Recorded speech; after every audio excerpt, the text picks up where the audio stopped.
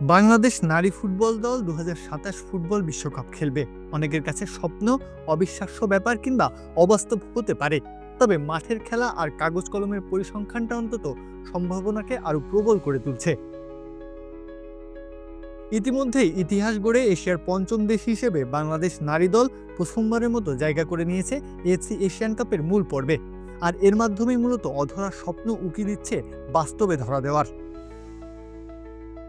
নারী এশিয়ান কাপের মূল পর্বে মোট 12টি দল অংশ নেবে। 4টি দল 3 গ্রুপে ভাগ হয়ে খেলবে।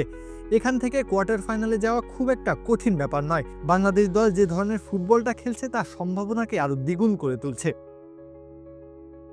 কোয়ার্টার ফাইনাল জিতে যে 4টি দল সেমিফাইনালে যাবে তারা নিশ্চিত করে ফেলবে বিশ্বকাপের মঞ্চে খেলার। অর্থাৎ যদি সেমিফাইনালে বাংলাদেশ খেলতে পারে তবে হিসাবের কিছুই আর বাকি থাকে না।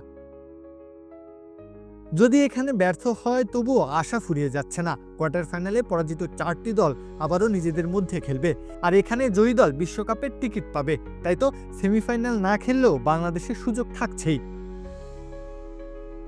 শেষমেশ যদি এখানেও বাংলাদেশ পরাজিত 2 দলের মধ্যে থাকে তবুও শেষ একটা সুযোগ হাতছানি দেবে বাংলাদেশের সামনে।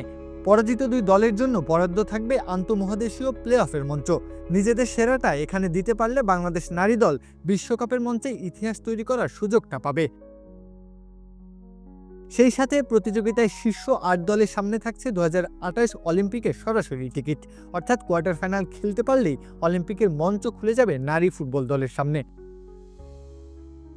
একটা স্বপ্ন দেখাচ্ছে বাংলাদেশ, না এই স্বপ্নটা নেহাত স্বপ্ন বলে উড়িয়ে দেওয়ার উপায় নেই। মাঠের খেলাটা যেভাবে দাপট দেখিয়ে খেলছে গোটা দল, যদি বিশ্বকাপ খেলে তাহলে অবাক হওয়ার কিছুই নেই। বরং এমন পারফরমেন্সের পরও বিশ্বকাপে না খেলাটা বোধহয় বেশি অবাক করবে।